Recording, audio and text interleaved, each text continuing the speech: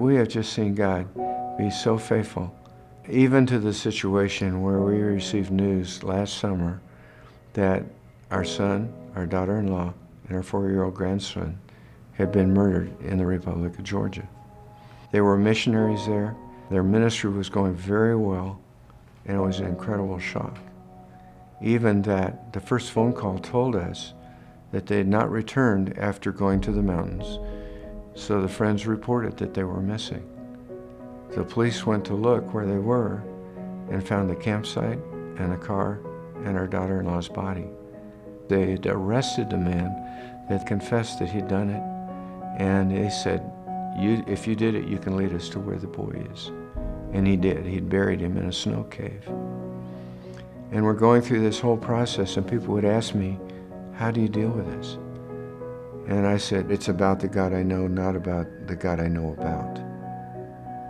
And I see that there's evil in the world, and there are bad things that happen. But the God I know is always good. He's always trustworthy.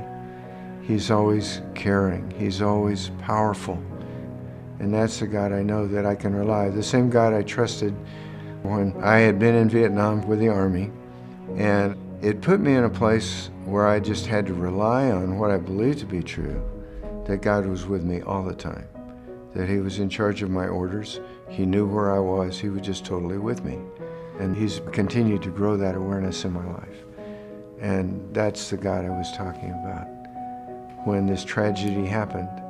And a confidence also of them having graduated, having come to that wonderful point of being face to face with the Lord and experiencing Him fully without any sin. And that's the answer to all the questions I have. Many people would search the internet to find answers of what happened and put the story together.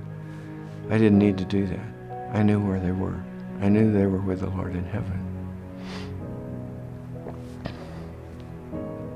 It hurts sometimes. We cry sometimes.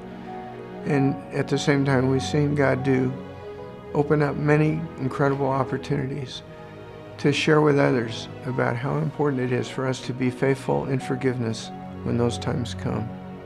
Because if we're not willing to forgive, we're not willing to give it to the Lord. And we can't say we're having intimacy with God if we're holding on to these things ourselves. Intimacy with God is how Jesus functioned.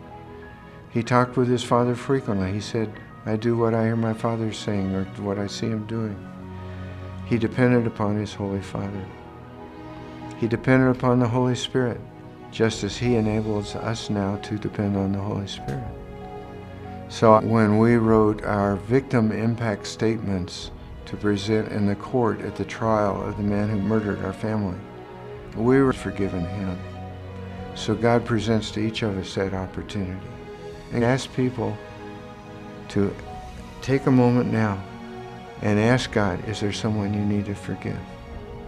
And either forgive them or commit to forgive them, because He's always trustworthy.